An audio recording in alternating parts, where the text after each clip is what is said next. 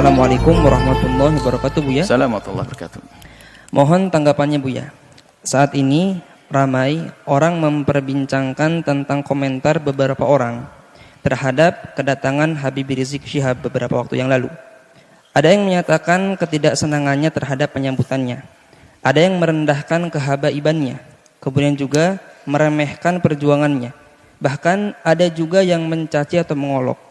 Mohon tanggapannya, Buya. Bagaimana menyikapi tentang hal-hal semacam ini, Buya? Terima kasih. Bismillah. Kami akan menjawab. Pertama, kami bukan orang FPI. Harus tahu itu. Saya bukan anggota FPI. Kemudian setelah itu, yuk kita pandang segala permasalahan dengan akal yang jernih dan hati yang tenang. Pertama adalah kedatangan Habib Rizik disambut oleh orang sebanyak itu kemauan umat, bukan rekayasa, bukan dibayar mereka. Ayo, Anda posisi seperti saya, adil, Anda tidak di FPI dan tidak jadi musuh FPI. Anda berada di tengah-tengah, ayo. Kedatangan mereka umat segitu banyak bukan direkayasa. Bukan, kalau rekayasa mau dibayar biar datang, nggak ada. Bahkan ini masa pandemi, semua orang meninggalkan kerjaannya dengan sukarela. Maka yang harus kita pahami, ada apa di balik ini semuanya? Kerinduan kepada apa sih mereka kok sampai seperti itu? Kita jujur. Nggak perlu kita marah-marah ini. Kadang-kadang dimarahkan Habib Rizik. Habib Rizik ingin datang ke negerinya, ingin berjuang, ingin berdakwah. Bukan direkayasa kedatangan mereka itu semua. Nah ini yang pertama yang harus kita pahami supaya kita tidak suudon ini. Enggak ada rekayasa. Bahkan yang datang itu orang rela berkorban. Kemudian kedatangan beliau adalah apa tadi, membuat kerusakan, keramaian dan sebagainya. Mari kita pandang dengan jujur juga. Kalau Habib Rizik mengadakan kumpulan, demo dan sebagainya misalnya. Jujur Anda, apa sih yang diminta Habib Rizik? Habib Rizik tidak minta pulau untuk pesta apa. Tidak juga minta apa jabatan jabi apa. Tapi yang diminta apa? Coba kita cari. Anda jujur sebagai bangsa Indonesia yang adil, yang jujur, apa yang diminta? Jejer permintaannya apa sih? Dulu permintaannya adalah bagaimana ada orang yang mengucapkan kalimat yang merendahkan umat Islam dengan merendahkan Al-Quran, ayo diadili. Apakah permintaan semacam ini salah? Coba dilihat dulu apa sih permintaan Habib Rizik? Ini harus jujur Anda melihat Habib Rizik kalau kumpul-kumpul minta apa? Yang diminta apakah Habib Rizik ingin pemerintah memfasilitasi, Habib Rizik ingin membangun tempat minuman keras paling besar sejagat raya? Enggak juga. Kalau Habib Rizik minta begitu, kita berontak semuanya. Yang diminta apa? Coba kita jujur. Yang diminta baik atau jelek? Kalau yang diminta baik, kenapa kita bingung yang diminta baik kok? Keadilan misalnya. Harus ada misalnya menghentikan kemungkaran. Selagi yang diminta baik. Isunya diminta baik. Maka jangan gampang menilai orang dengan buru-buru. Sekarang jujur minta apa? Anda bisa melihat di media. Atau Anda datang kepada Habib Rizik minta apa? Kan begitu. Yang diminta apa? Yang diminta adalah yuk kita menegakkan. Habib Rizik misalnya FPI di beberapa tempat minta agar kemungkaran di sini dihentikan. Loh, kemungkaran dihentikan apakah permintaan yang salah? Karena kemungkaran itu akan merusak orang lain. Coba yang diminta apa? Ini jujur dulu. Kalau yang diminta adalah menghentikan sesuatu yang membahayakan umat. Umat membahayakan itu bukan saya membahayakan di dunia. Kita punya iman di akhirat. Yang membahayakan di dunia nggak boleh. Misalnya Habib Rizik memasang ranjo-ranjo, kita hentikan. Membahayakan di dunia. Memberhentikan membahayakan di dunia pun harus membahayakan urusan dunia. Kita wajib menghentikan. Apalagi jika yang diminta adalah menghentikan segala sesuatu yang bakal merusak akhiratnya umat. Misalnya. Dan itu memang yang diserukan adalah selama ini yang kami ketahui adalah mengajak itu. Bagaimana agar kemungkaran tidak terus merebak, kemudian juga bagaimana keadilan bisa ditegakkan. Di saat menuntut keadilan bukan berarti orang-orang yang lagi berkuasa 100% tidak adil. Ada beberapa tempat yang kurang serasi atau perlu disesuaikan agar terjadi keadilan. Jadi minta keadilan itu wajar, sah. Keadilan berlaku untuk siapa? Untuk semua umat, untuk bangsa ini. Bukan keadilan untuk Habib Rizik dan FPI-nya, bukan. Keadilan untuk semuanya. Coba yang diminta apa? Lah ini maksud kami adalah jangan buru-buru menilai. Yang diminta apa? Bukan minta bantuan untuk membangun pesantrennya di mana, bukan untuk kepentingan ormasnya, bukan. Akan tapi selama ini disuarakan adalah seputar itu. Bagaimana menghentikan kemungkaran, bagaimana menghadirkan keadilan, kemudian bagaimana membatasi sepak terjang orang yang tidak banyak manfaatnya untuk negeri ini misalnya dengan suara-suara seperti itu, bagaimana menghentikan kebobrokan moral. Ini kan permintaan yang baik semuanya. Kalau seandainya yang menyuarakan selain Habib Rizik bagaimana? Kalau Anda mau, kenapa di saat disuarakan Habib Rizik tidak mau? Jujur ini. Ini harus perlu kejujuran ini.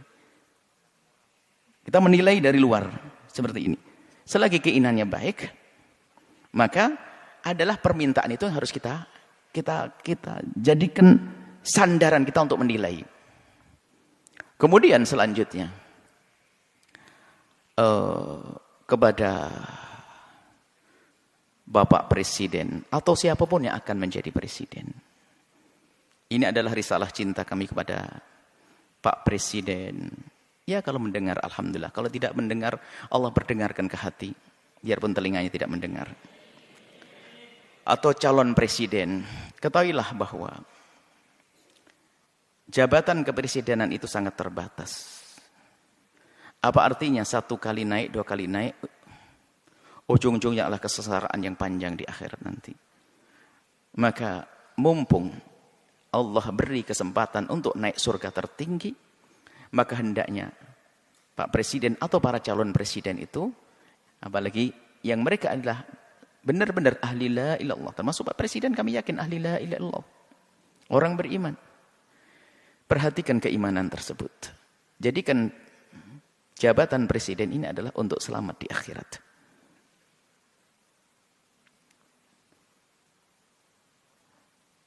Maka selama ini panjatan doa semoga orang-orang seperti Habib Rizik dijaga dan bisa istiqomah. Dan doa kita kepada Pak Presiden semoga juga Allah memberikan bimbingan agar bisa menjadi baik semuanya. Tidak perlu kita memusuhi, akan tapi kita perlu bagaimana menghantarkan kebenaran. Kita tidak punya permusuhan dengan Bapak Presiden. Akan tapi kami punya cinta karena kami tahu beliaunya adalah ahli la ilaha illallah. Kami ingin bahasanya kelak juga selamat di akhirat. Maka mohon, atau calon-calon presiden yang akan datang.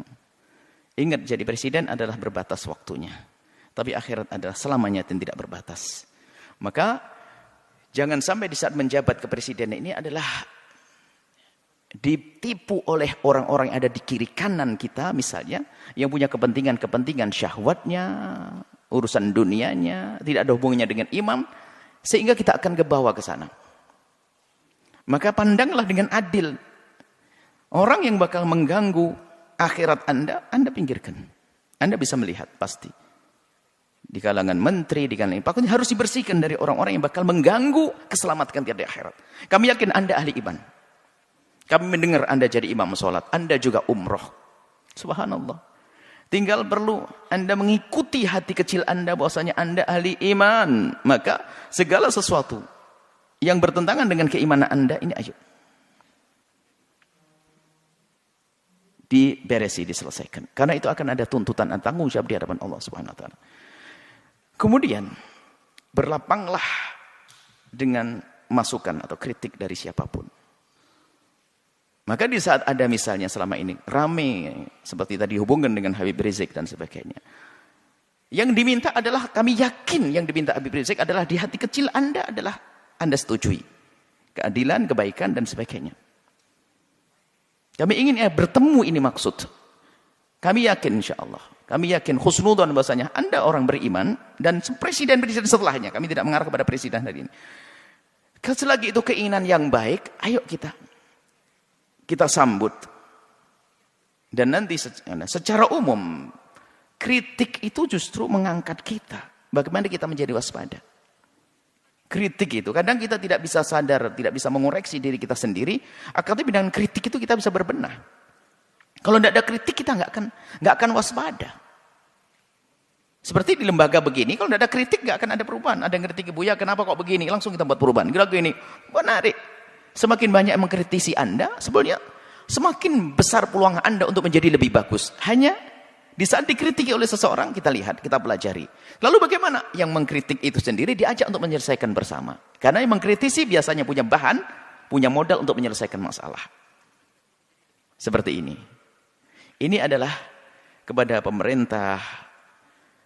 Jangan menuruti orang-orang yang hanya menuruti hawa nafsunya. Anda akan rugi. Hidup Anda berbatas.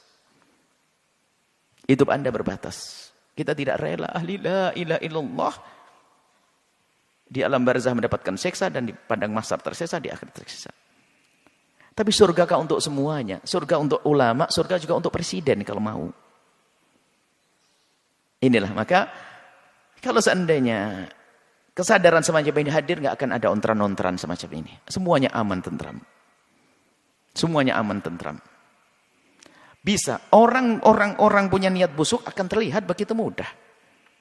Apalagi sekelas presiden, sekelas pemimpin. Itu sangat mudah. Orang ini niatnya hanya kepentingan urusan ini. Kebaca. Artinya tinggal. Kalau memang tujuannya nggak benar. Merusak negeri ini, merusak bangsa ini. Amanah di hadapan Allah. Ya jangan diperkenankan orang semacam itu. Begitu. Jujur, bukan karena hawa nafsu, bukan hanya mempertahankan kekuasaan. Biarpun kita pertahankan, akan berakhir ini kekuasaan. Kalau tidak kita pertahankan dengan cara yang benar. Tapi harapan kami adalah yang menjabat di negeri ini, presidennya adalah dengan Allah, dengan imannya, lalu selamat nanti di akhirat. Maka, demo-demo yang selama ini Anda dengar, Anda perhatikan, Anda sambut. Sebagai seorang bapak ngayomi anak, sebagai seorang presiden, apa sih yang ayo diskusi yang baik.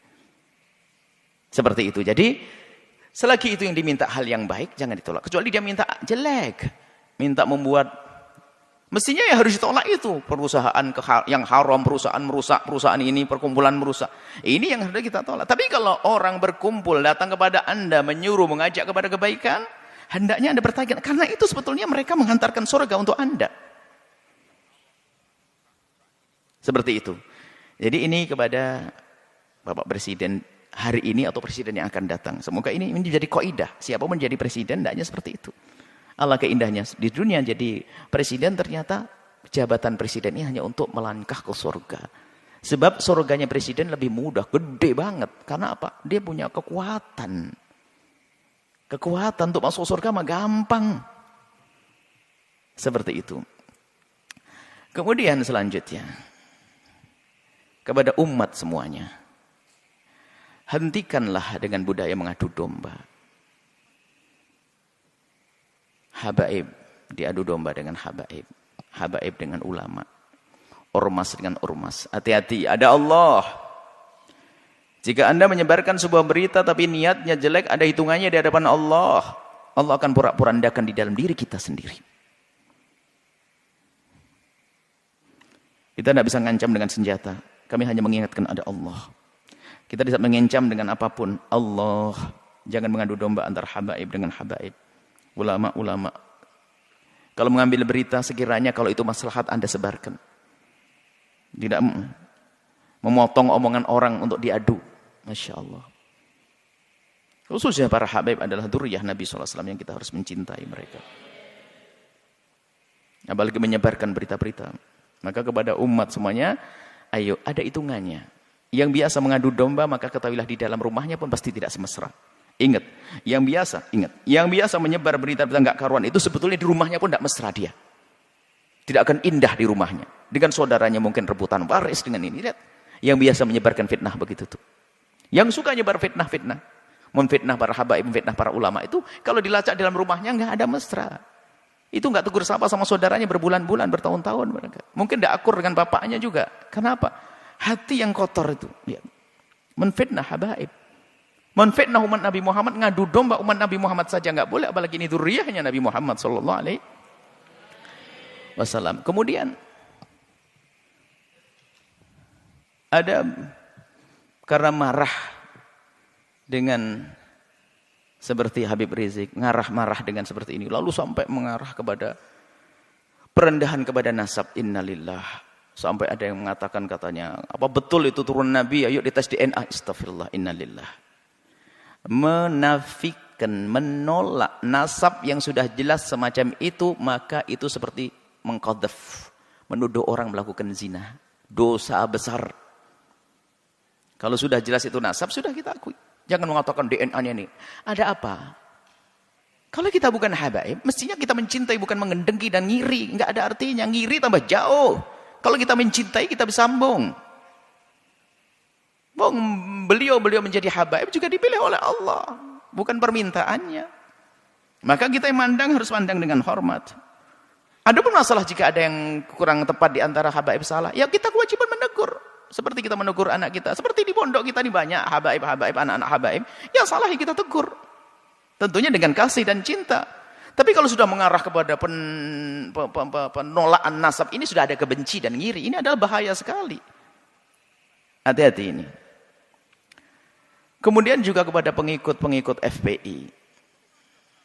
Jangan sampai Anda menodai Habib Rizik. Sepak terjang Anda harus benar-benar direstui Habib Rizik, diketahui dan sesuai dengan apa yang ada di pikiran dan hati Habib Rizik. Kita tidak ingin ada sebagian orang melakukan satu tindakan ternyata mencoreng Habib Rizik. Ini menjadi masalah. Jangan sampai tujuan Habib Rizik yang mulia, yang istimewa ini ternodai oleh kita-kita apa orang-orang yang dengan perilaku yang terburu-buru, hanya mendahulukan hawa nafsu dan sebagainya. Nah ini maka di sini kita ingin bahwasanya perjuangan orang-orang seperti beliau ini, Habib Rizik ini bisa mulus, sukses. Kemudian nanti juga presidennya juga akhirnya juga sukses. Bangsa ini sukses, surga lah semuanya. Mana ada percekcokan. Tinggal yang tersisa siapa? Orang yang sibuk ngadu domba, bermusuhan, caci maki dan sebagainya. Hidupnya begitu dia. Dia tidak mesra selamanya. Dan hendaknya antara ormas dengan ormas ini adalah untuk saling melengkapi. PFPI, ormas, NO, ormas. Nanti ada lagi ormas besar seperti Nahdlatul Wathon, ormas, Wasliyah, ormas. Tidak boleh jadi saling bermusuhan. Akan tapi ini adalah potensi umat Islam. Ingat, Anda punya Allah. Itu kekuatan.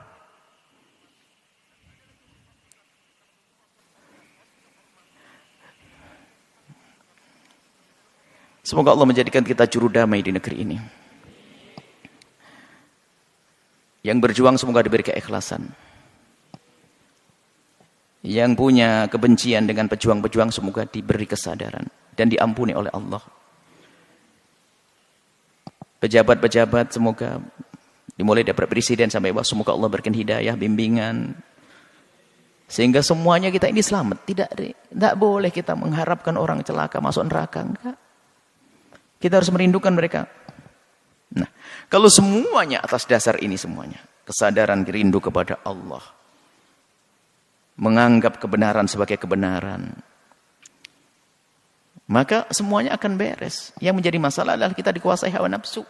Kita tahu itu kebenaran hanya karena bertentangan dengan kepentingan pribadi saya, maka saya tolak. Enggak.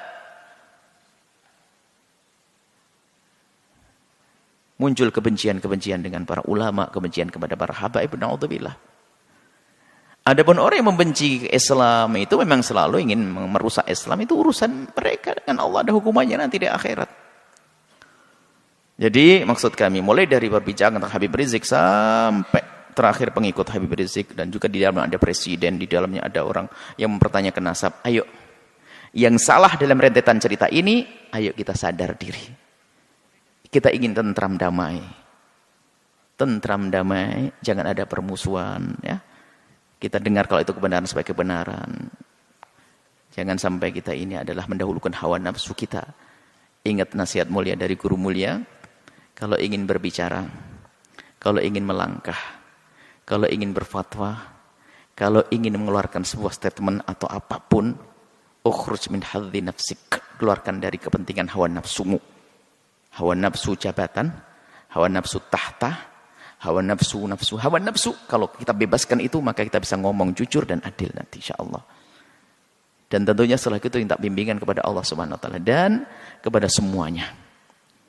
Kami mulai dari Habibana Rizik sampai kepada pengikut-pengikut beliau, Pak Presiden dan sebagainya. Kami mohon maaf sebanyak-banyaknya jika kami ngomong di apa yang kami sampaikan ada menyinggung perasaan nyakit hati. Ketahuilah bahwasanya nuhibbukum jami'an, kami mencintai semuanya. Harapan kami adalah setiap kami bertemu dengan semuanya ini adalah semuanya saling senyum, saling pandang dengan penuh kasih sebagai muqaddimah pandangan kelak di surga bersama Nabi Muhammad SAW. Tegakkan kebenaran, keadilan, hentikan kemungkaran. Yuk kita menuju Allah Subhanahu wa taala. Wallahu a'lam bissawab.